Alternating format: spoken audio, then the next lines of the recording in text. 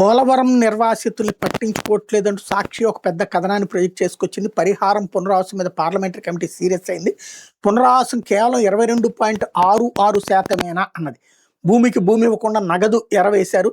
గిరిజన ప్రాంతాల గ్రామ సభ నిర్వహణ డొల్లయింది. కాలనీల్లో సౌకర్యాలు లేకుండా నిర్వాసితులు గెంటేశారు అంటూ లోక్సభలో నివేదిక సమర్పించింది గ్రామీణాభివృద్ధి పార్లమెంటరీ స్టాండింగ్ కమిటీ. ఈనాడు జ్యోతి టచ్ చేయాలి, సాక్షి రాసుకొచ్చింది. జాతీయ ప్రాజెక్టు పోలవరం కోసం సర్వస్వం కోల్పోయిన నిర్వాసితుల బతుకులు మాత్రం ఎక్కడ వేసిన గొంగళి అక్కడే ఉన్నట్టున్నాయని గ్రామీణాభివృద్ధి పార్లమెంటరీ స్టాండింగ్ కమిటీ ఆగ్రహం వ్యక్తం చేసింది.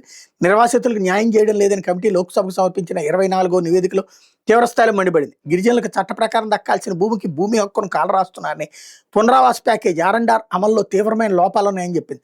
2024 నవంబర్ నాటికి పోలవరం ప్రాజెక్టు పనులు ఓవరాల్గా 53.47%, హెడ్వర్క్స్ 74.27%, ప్రధాన డ్యాం పనులు 75.6% పూర్తయ్యాయని తెలిపింది. కానీ ప్రాజెక్టులో అతి ముఖ్యమైన భూసేకరణ పునరావాసం పనులు మాత్రం 22.66% మాత్రమే పూర్తయ్యాయని చెప్పింది. ప్రాజెక్టు నిర్మాణం చివరి దశకి చేరుకుంటున్నప్పటికీ నిర్వాసితులకు పరిహారం ఇవ్వడంలో ఎందుకు ఇంత నిర్లక్ష్యం వహిస్తున్నారని కమిటీ రాష్ట్ర ప్రభుత్వాన్ని నిలదీసింది. పోలవరం ప్రాజెక్టు వల్ల ఆంధ్రప్రదేశ్లోని ఏలూరు, అల్లూరు సీతారామరాజు జిల్లాలోని సుమారు 371 ఆవాసాలు, 222 రెవెన్యూ గ్రామాలు ముంపుకు గురవుతున్నాయని చెప్పింది. పోలవరం ముంపులో 1,06,006 కుటుంబాల్లో సగానికి పైగా 56,504 కుటుంబాలు గిరిజనులే ఉన్నారని పేర్కొంది. 2013 భూసేకరణ చట్టం సెక్షన్ 41, 42 ప్రకారం గిరిజన కుటుంబాలు భూమి కోల్పోతే వాళ్ళకి ప్రత్యామ్నాయంగా సాగు భూమి ఇవ్వాలని, కానీ క్షేత్రస్థాయిలో ఇది అమలు కావడం లేదని చెప్పింది.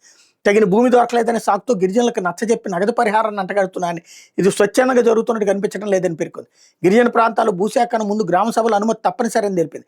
అటవీ హక్కుల చట్టం కింద గిరిజనుల వ్యక్తిగత సామూహిక హక్కులను పూర్తిగా నిర్ధారించకముందే హడావిడిగా గ్రామ సభలు నిర్వహిస్తున్నారని తప్పుపట్టింది.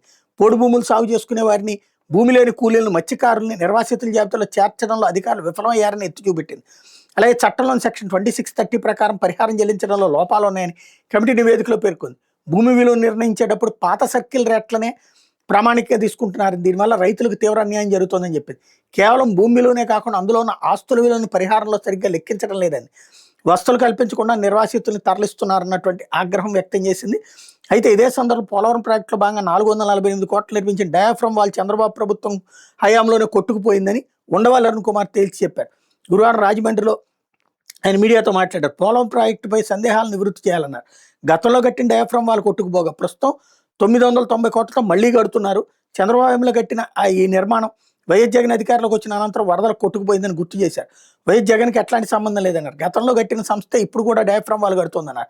అంత పెద్ద డ్యామేజ్ జరిగిన ఎందుకు విచారణ జరిపించడం లేదని, బాధ్యులపై చర్యలు ఎందుకు తీసుకోవడం లేదని చంద్రబాబు ప్రశ్నించారు. ఇప్పుడు కట్టినా ఉంటుందా పోతుందా అని అనుమానం కలుగుతోందని, దీని మీద స్పష్టత ఇవ్వాలని డిమాండ్ చేశారు. వాస్తవ పరిస్థితి ఎందుకు కప్పిపుచ్చుతున్నారని ప్రశ్నించారు. మీడియాను తీసుకుని పోలవరం వెళ్తానంటే తనతో పాటు నలుగురికి మాత్రం అనుమతి ఇవ్వడం ఏంటంటూ నిలదీశారు. ధవళేశ్వరం ఇరిగేషన్ కార్యాలయంలో అధికారులతో ప్రజలకు ముఖాముఖి ఏర్పాటు చేసి అనుమానాలు నివృత్తి చేయాలని డిమాండ్ చేశారు. Panel of experts committee project పనుల్ని పరిశీలించి అక్టోబర్లో నివేదిక ఇచ్చిందని ఉండవల్లి చెప్పారు. అందులో ఏముందో వెల్లడించలేదన్నారు. ఆ నివేదిక కాపిప్పించాలంటే న్యాయవాది రమేష్ సమాచార చట్టం ద్వారా కోరారన్నారు. ఆ నివేదిక ఎవరికైనా ఇస్తే కాపీరైట్ చట్టం కిందకు వస్తుందని రిప్లై ఇవ్వడం విడ్డూరంగా ఉందన్నారు.